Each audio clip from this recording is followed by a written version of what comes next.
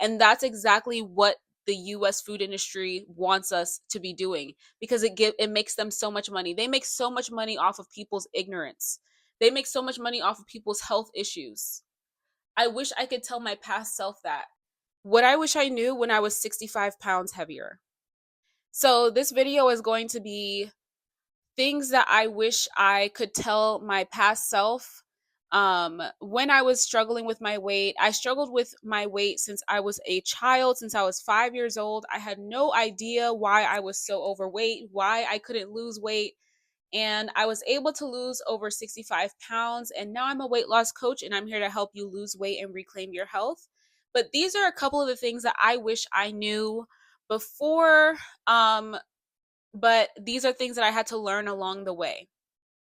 So, number one is calories are not everything.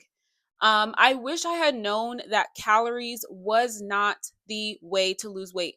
And I mean, this belief that it's all about calories in, calories out, it's so outdated. It's so old. It's so like not the way, insulin is the main thing you want to focus on your weight loss journey.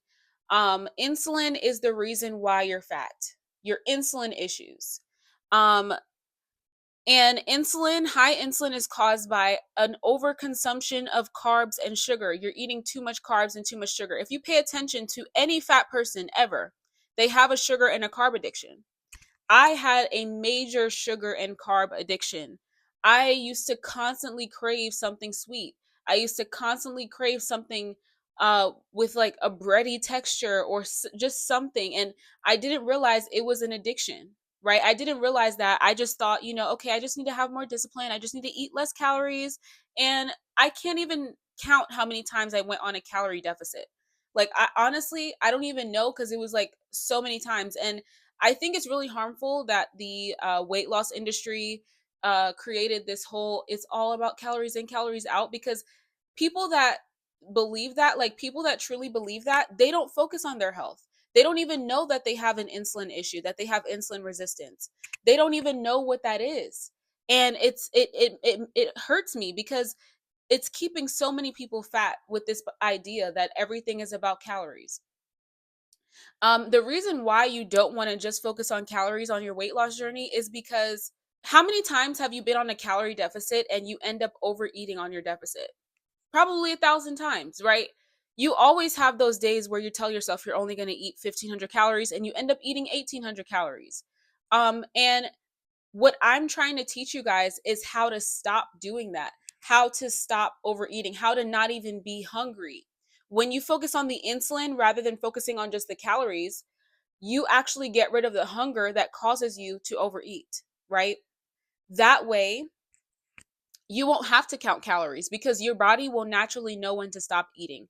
I would rather you focus on the content of your food, the ingredients of your food, focusing on eating whole food, focus on eating low carb, low sugar. So that way you won't have to count your calories because you won't have to um make yourself eat less. You will naturally eat less.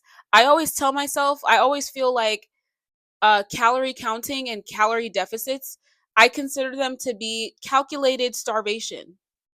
An intentional calorie deficit is calculated starvation, because think about it. A lot of the reason why people can't stick to a calorie deficit is because they're still hungry, right? You're still hungry. You haven't fixed the issues that are actually leading to your hunger issues. You're just trying to make yourself eat less. But wouldn't you rather get rid of the hunger that causes you to overeat rather than forcing yourself to eat less but remaining hungry? Right? So that is what I try to teach you guys on my channel. So I would rather you focus on that rather than focus on calories. Okay, calories is old. It's outdated. Focus on insulin, focus on the sugar content, focus on the carb content. Don't focus on the calories. Focus on the ingredients. Don't focus on just the calories. The calories are not going to help you heal. The calories are not going to help you reverse your health issues. And another thing that I want to share with you guys is believing that keto is restrictive, believing that completely cutting out sugar or carbs is restrictive. As a matter of fact, I would say that eating those things is more restrictive than not eating those things. Eating sugar and eating carbs in moderation is more restrictive than not eating it at all. You want to know why? Because you're making yourself eat an addictive substance, because sugar and carbs are addictive substances, right? Especially I'm mainly, when I say carbs, I'm talking about like the empty carbs. Even though on a keto diet I do cut out the quote unquote healthier carbs as well, like potatoes, I still cut those out simply because I'm looking to lose weight. But yes, these things are addictive substances. So it's a lot easier to not consume them than it is to consume them in moderation. It requires way more restriction to eat these things in moderation than it does to not eat them at all. Do you understand? Does that make sense? It doesn't require me any discipline to not eat sugar because I don't eat sugar. When you don't eat it, it doesn't require discipline because you don't eat it. It's kind of like a CRACK addict, right? A CRACK addict, they need to completely cut it out. They can't have it in moderation. And I wish I understood that I had an addiction. I wish I understood that how deep my sugar and carb addiction was. And that, if I knew that, I would have lost weight so much faster because I would have known exactly what it was that was causing me to have these issues. Now, when I originally went on my weight loss journey, I went keto without really knowing I was going keto because I was like really digging deep, right? I was still, over 180 pounds. I was struggling with my weight, and I was like, what is it that is causing me to be so hungry, right?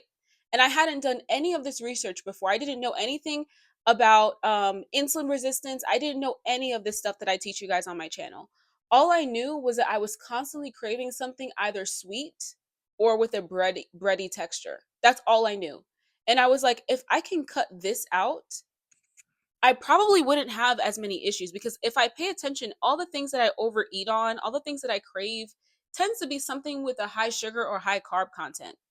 And I was like, I really wish there was a way to make like cake without the sugar or without the typical flour. I wish there was another option. And I wish I could just like shake myself and be like, there is another option. There's keto versions, there's keto cake versions. I now feel so free with my eating because I get to have a keto cake, a keto pizza, keto brownies. You can use alternative sweeteners, alternative flours. One of my favorite alternative flours is almond flour. They have alternative sweeteners that don't affect your blood sugar. But even before, when I first started my journey, like I was telling you earlier, before I even knew I was going to end up going keto, I told myself I'm just going to go on a sugar fast because I just knew that it was sugar that was the main culprit. I knew it was something to do with sugar that was causing me, like I just couldn't stop eating it, and it was causing me to have all these cravings. And I was like, you know what, I'm just going to go on a sugar fast. Couple weeks later, I end up on keto, and I end up changing my life and changing a lot of people's lives on here.